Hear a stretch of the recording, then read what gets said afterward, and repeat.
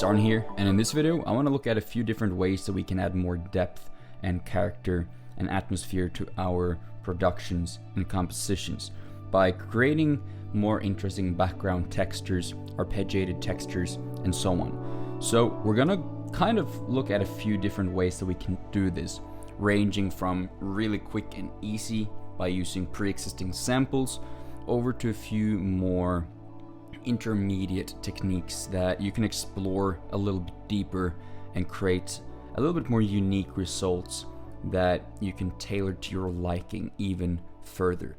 So first of all, I think we should probably have some kind of theme to play around with. So I'm just going to take a patch here that I've created myself in Contact from some flugelhorn recordings that I've done.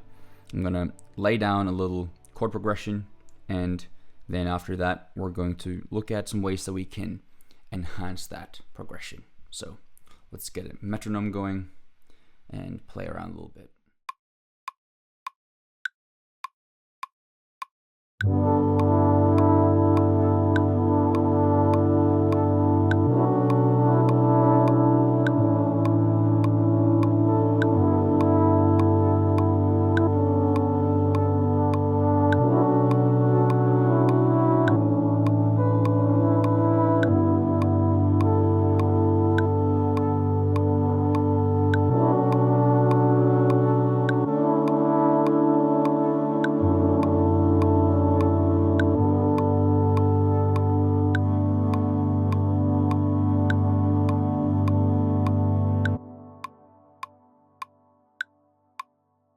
Just gonna take a little snippet from that.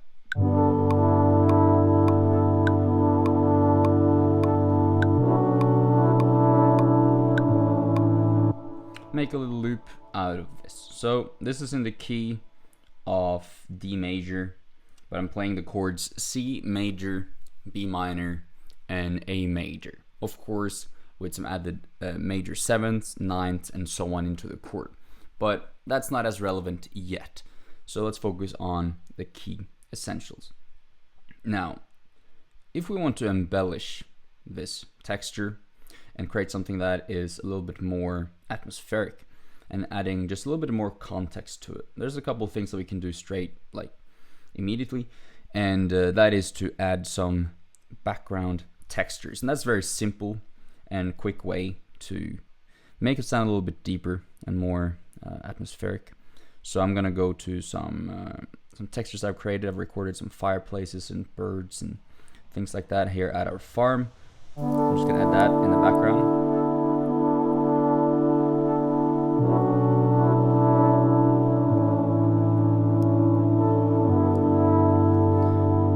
And I could also use some vinyl crackle and things like that as well. I just like to add a little bit of noise. You can also get some hall noise recordings if you're doing orchestral mock-ups. That's also going to make it feel a little bit more alive, because you get the sounds of the room and the surroundings of the recording that sometimes is lost in samples, but this is sampled by me, so it already had a bit of these imperfections in it. But regardless, it's something I like to do sometimes, especially if you want a little bit more of that lo-fi vibe. Next is that we can look into some more atmospheric tonal textures. So I can go to a sample pack we created called Exosphere, go to tonal elements, and I'm just going to drag in some of the individual atmospheres in D. So I'm going to do, probably do the ultra soft violin. I'm just going to create a couple of audio tracks for it.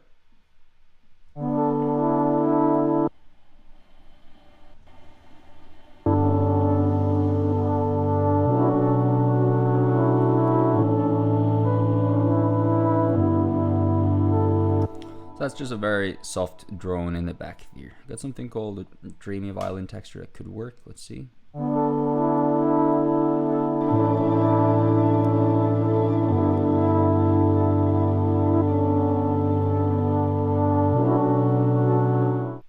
Something like that. So now we got this violin and these trills, as well as this background fireplace.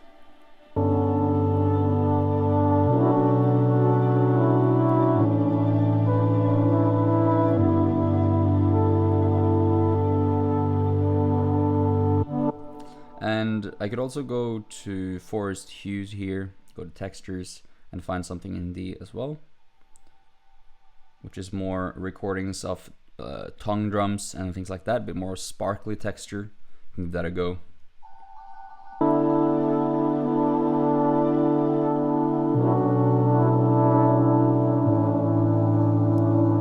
What I'll do, I think, because I always like to tailor them to the context I'm using them in, of course. So in this case, I only kind of want the high sparkle, so I'm just gonna cut things out pretty drastically.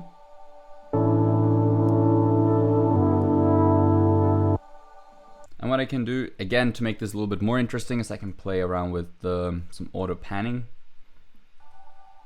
So it's moving around in the stereo field, might make it quite slow.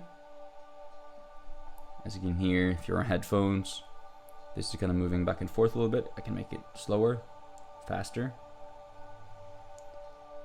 In this case, I want to make it quite slow. And I could feed that into a delay. I'm just using stock plugins right now. With a ping pong delay, so it's moving side to side, but it's also bouncing around. Then I might bring in, let's see.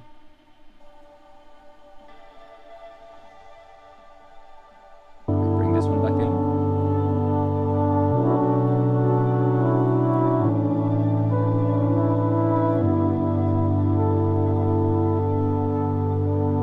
So there we have a very simple way of just immediately adding a little bit of background context. What I can do is I could add in a little bit of some bass elements as well, just to thicken it out a bit. Let me add in a little sub instead. So I'm just gonna use quite a few stock plugins today, I think. Just keep it very simple. You can add in bass, just go to the basic sub sign, bring it down quite a lot.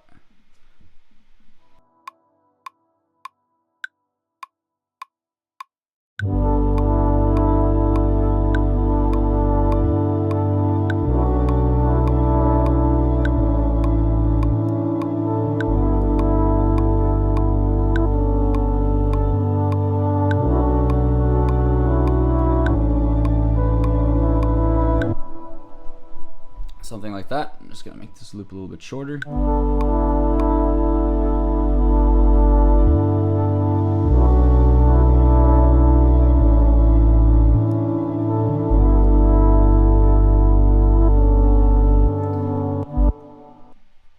So I also think that I would like to use a slightly different texture. Let me see what we have. I might use this vinyl crackle instead.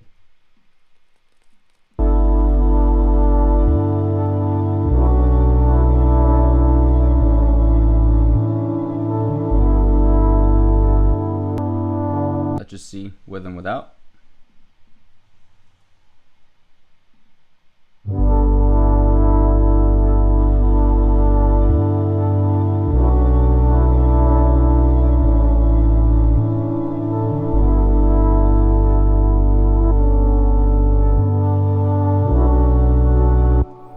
And I also want to mention that sometimes you do want it very dry and naked, and other times you would want a bit more textures to support your ideas. There's no right way to do things at any point in time, really.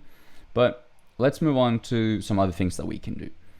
One thing that I like is to find something, say like a piano, and create an ostinato, but an ostinato that adds a bit tonal texture that I often like to make them syncopated or slightly polyrhythmic actually. So what I mean by that is I like to make ostinatos that might be 5/4 or kind of looping, even if it's the same rhythm, having them loop in a pattern of 5 instead of 4 so it doesn't add up for every beat and every measure. And I'll show you what I mean by that. So here we got 1, 1, 2, 3, 4, 1, 2, 3, 4. So if we wanted to add up, we could play.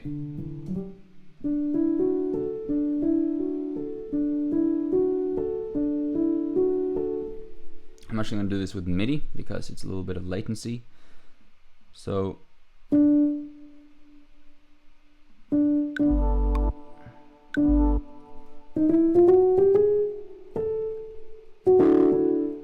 just going to calm this down a bit.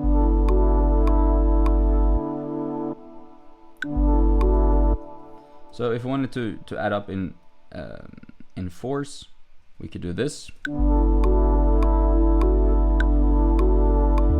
and so on. But something I prefer to do is actually make these, say, in 5.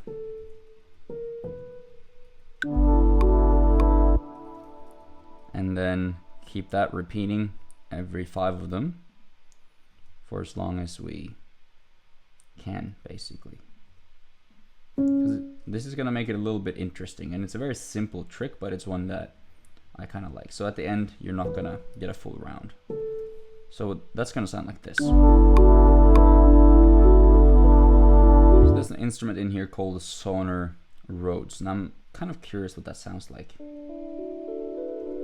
Cool, so it's gonna reverb out lo-fi Rhodes sound. So I'm gonna take this an octave up.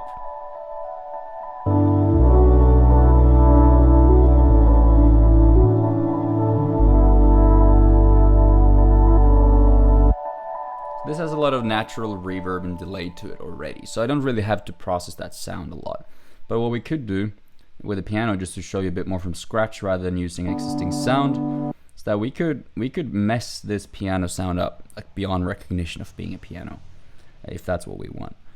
So first thing I want to do is oh, I see there's a mistake here. There we go. I'm gonna get that over here as well. We can get this up an octave. Take down the velocity a bit, make it a bit softer. We can add just a little bit of reverb to it.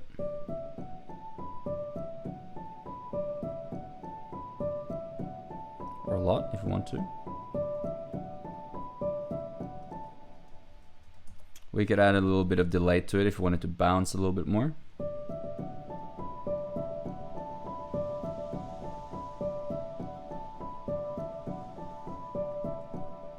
So we're getting these echoes.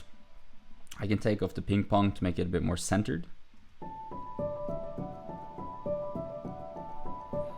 And let's see what else fun we can do with it. I can maybe add on some erosion to basically just mess up the sound.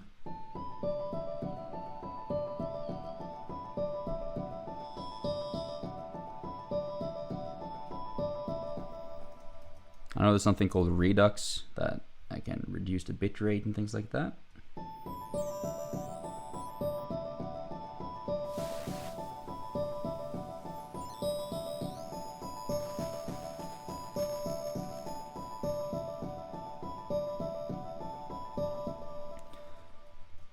We can run it through a filter.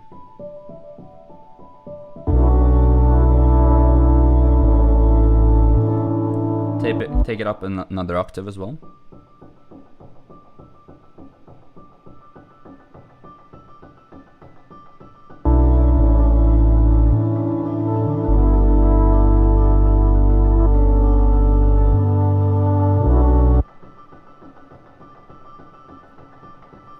Gonna put these effects before the reverb and delay. Probably don't need this one.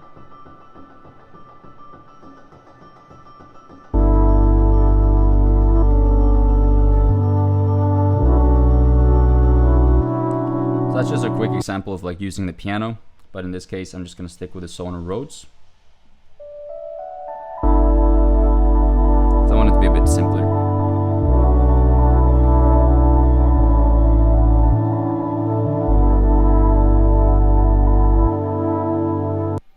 Another thing we can do, if we want to kind of make something ourselves but still get the similar result to some of these textures, we can take them out, is to use a library like Ambient Tundra, or in this case I got the LCO textures. So I got a textures grid, and we got these evolving samples.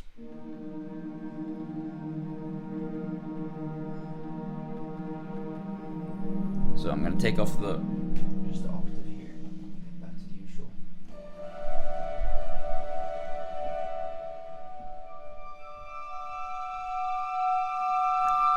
So I'm just gonna do D, E, F sharp, and A, So it's kind of D major add 9. And that is going to be the major root of this chord progression. So I'm just going to create kind of a sustained drone on that chord and see where that leaves us.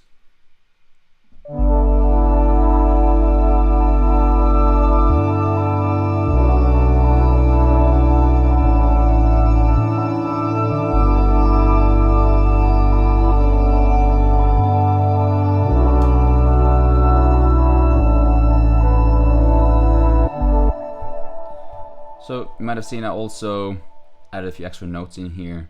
And now let me take it down an octave, play around with a few things. Take this one up an octave.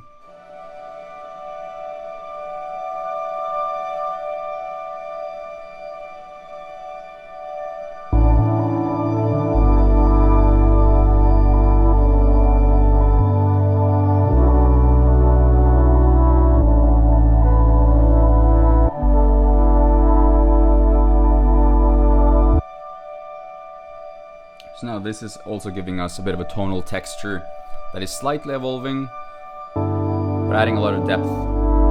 We can add in the sonor Rhodes.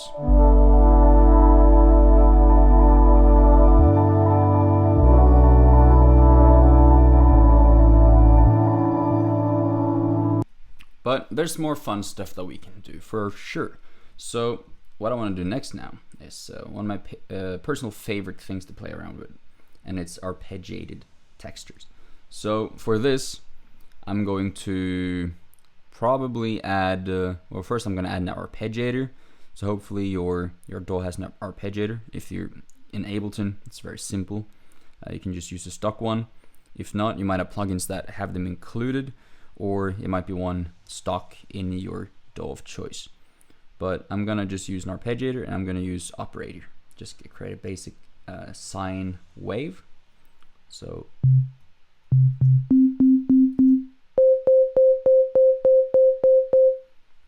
here we go. So if I'm playing a C major chord now, it's gonna play an upwards motion. It's gonna play the rhythm straight in eighth note. So I'm gonna make that 24 or 16ths.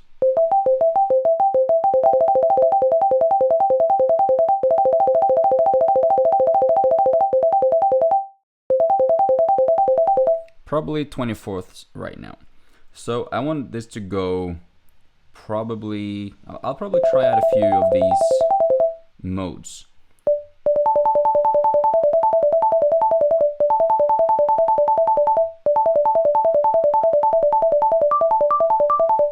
Maybe try this one. It's the gate, kind of seeing how much of each note are you letting through. So it's kind of shortening or lengthening the note.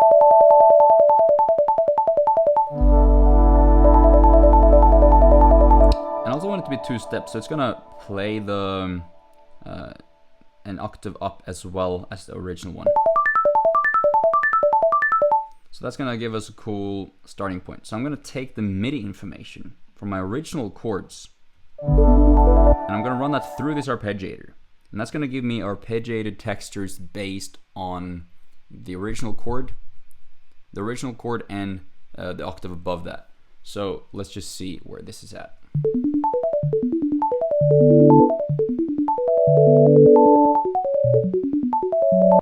So right off the bat, I can hear that there's some sustain pedal information that's messing with the arpeggiators. I'm just going to delete that.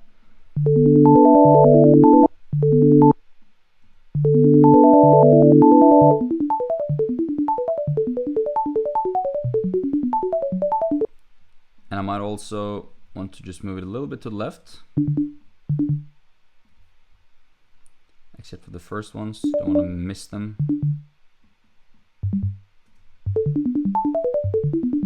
And I might want to take it up an octave. I'm going to play around with a few different modes.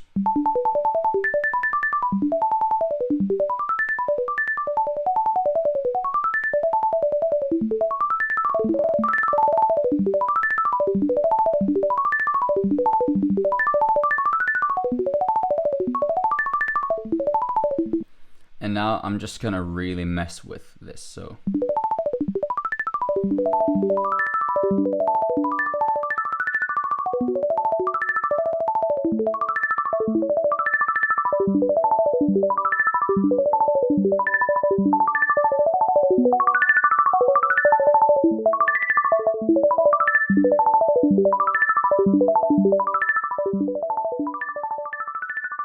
So I'm just adjusting the stereo spread, the filter, the time. So I'm opening it up again. I'm just closing it here, opening it here. Sometimes it gives you fun, strange results. And let's see what we can do. Let's go to some reverb and resonance. Let's try hybrid reverb for this. Not sure where that's going to take us.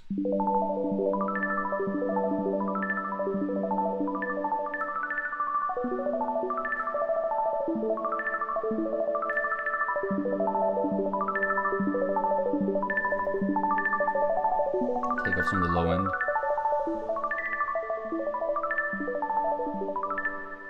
And might add some delay just to mess it up even further.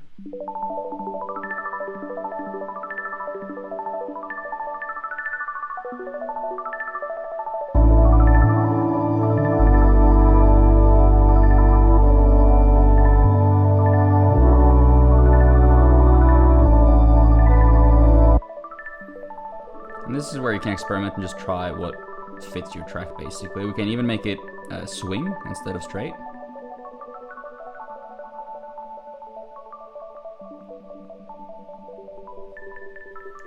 Gives you extra rhythmic kind of variations, and what I like with these arpeggiators and these modes is that you get all these happy accidents that you couldn't have written yourself. It's kind of up to chance a little bit, and then you can just play around having fun with it.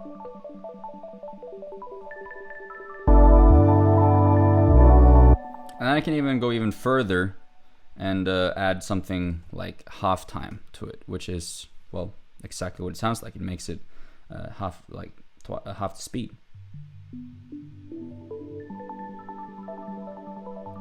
I can add this, blend the different modes together, so I get the original and the halftime one. Then if you just play it with the original chord.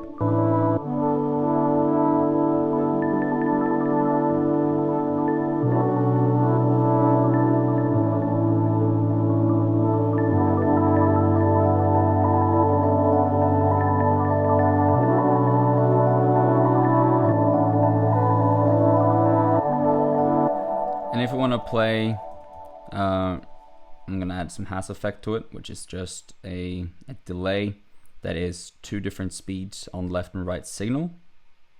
So it's going to give us the illusion that it's very wide while everything else is centered. You can hear that difference here.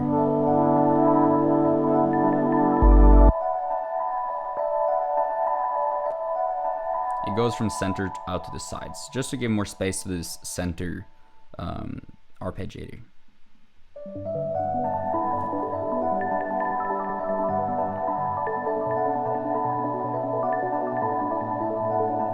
And another cool thing that happens when you're creating these textures is that all of a sudden you don't only have your main chord progression and the main elements, but now you can take that out, and a lot of times you will have even interesting song sections or intros that leads into your original theme by just reusing those. So let's see what that brings us if we, for example, go into our master and we play a little bit with this filter, kind of just bringing it in slowly.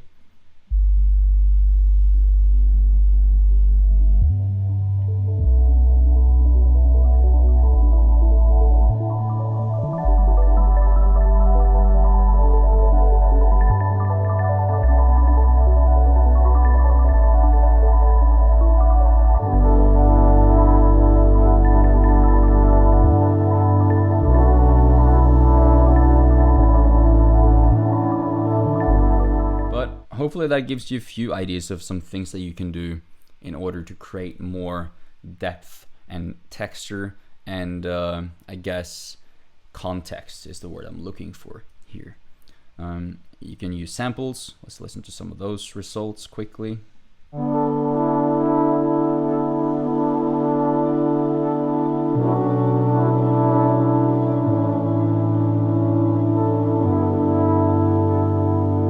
Add in ostinatos, and especially ones that are, say, 5/4 and stuff like that.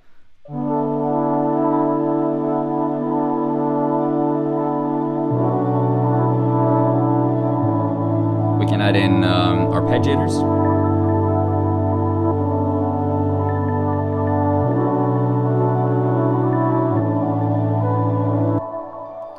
Another note on the arpeggiators is that it doesn't have to be synths. We can also use orchestral elements as a synth. So let's quickly, just for fun, see what happens if we're swapping out this operator synth with something more like maybe some flutes. We'll go to nucleus.